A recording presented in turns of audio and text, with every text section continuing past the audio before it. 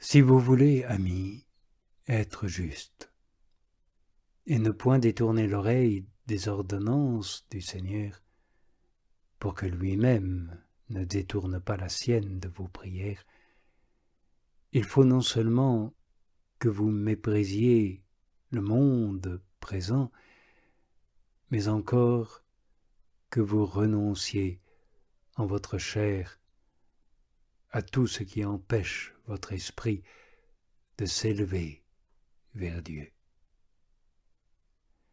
Car celui qui a dit « Quiconque ne renonce pas à tout ce qu'il possède ne peut être mon disciple ».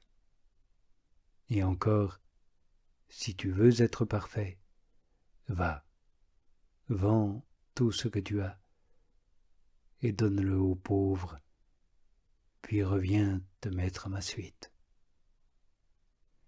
Et celui-là est le même qui a dit en un autre endroit, si quelqu'un veut venir après moi, qu'il renonce à lui-même, qu'il porte sa croix et me suive. Et l'apôtre, voulant expliquer le sens de ces paroles, rajoute « Ceux qui sont à Jésus, le Christ, ont crucifié leur chair avec toutes ses passions et tous ses désirs déréglés. »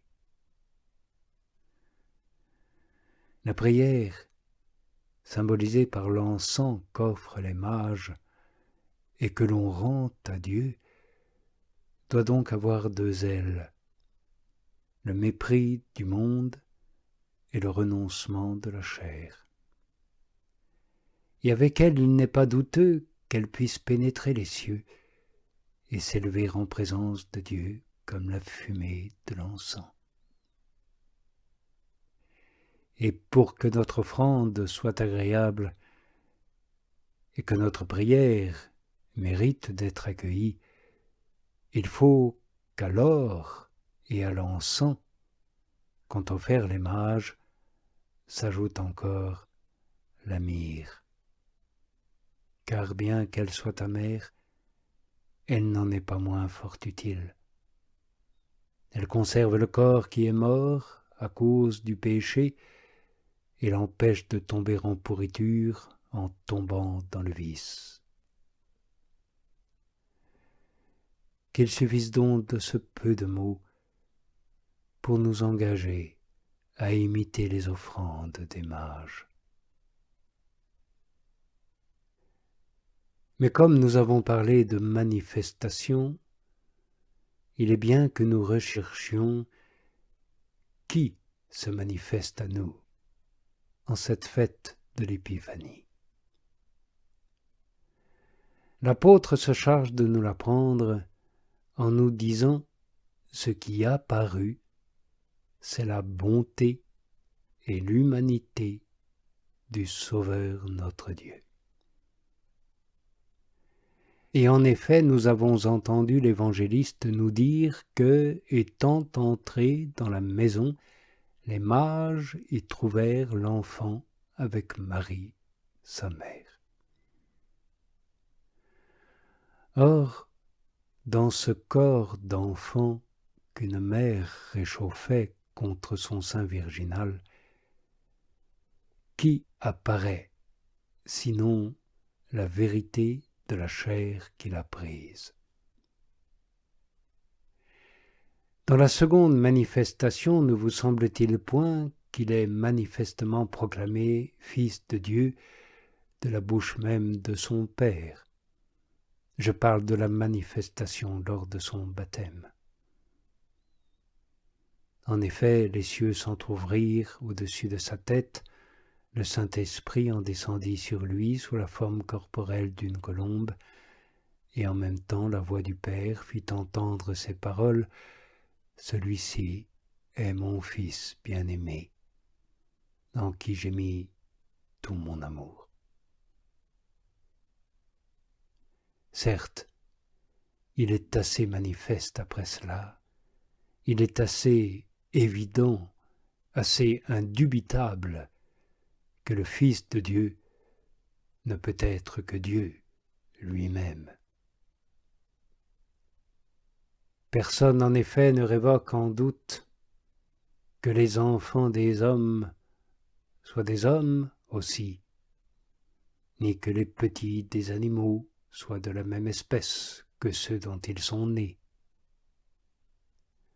Toutefois, pour qu'il n'y ait plus place pour une erreur sacrilège, celui qui, dans la première manifestation faite au mage, fut reconnu pour vrai homme et fils d'homme, et qui, dans la seconde, lors de son baptême, n'en est pas moins déclaré fils de Dieu, se montre dans la troisième manifestation.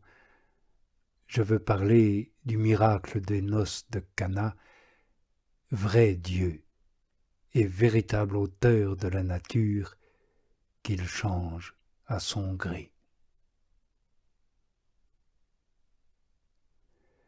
Pour nous, par conséquent, amis, aimons Jésus comme étant véritablement homme et notre frère.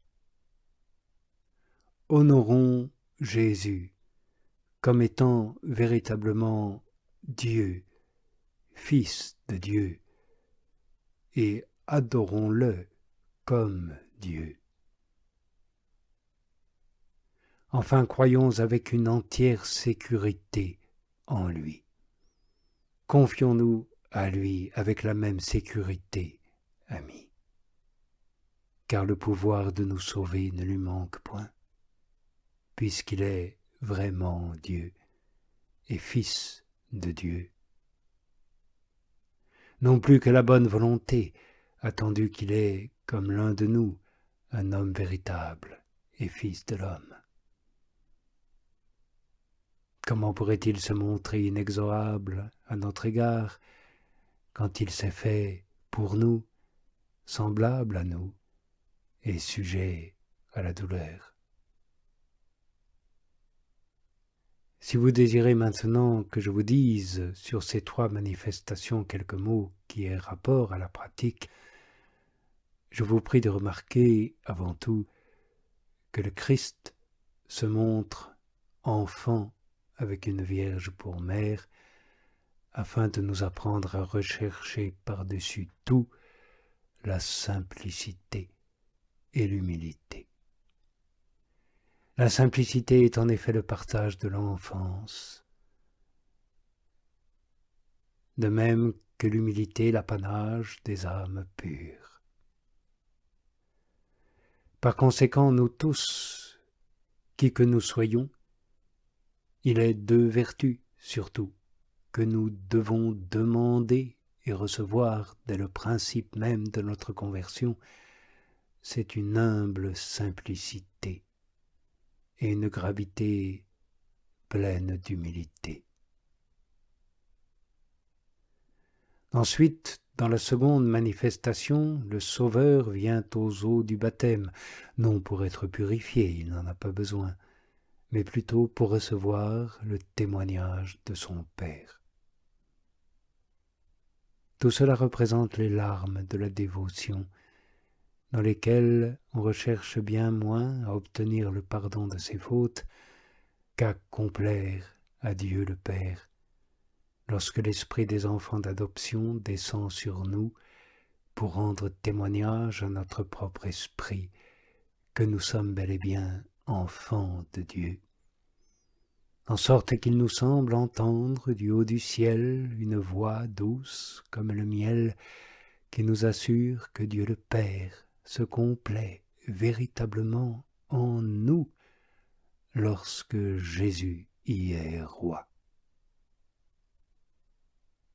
Or, il y a une grande différence entre ces larmes de la dévotion de l'âge adulte et celles que le premier âge laissait couler au milieu des vagissements de l'enfance, et qui n'étaient que les larmes de la pénitence et de la contrition. Toutefois, il en est d'autres qui sont bien supérieures aux premières. Ce sont celles qui prennent le goût du vin. Car on peut dire avec vérité que les larmes de la compassion fraternelle qui s'échappent dans l'ardeur de la charité sont véritablement changées en vin, attendu que par la charité. Il semble qu'on s'oublie soi-même un instant, comme par l'effet d'une ivresse pleine de sobriété.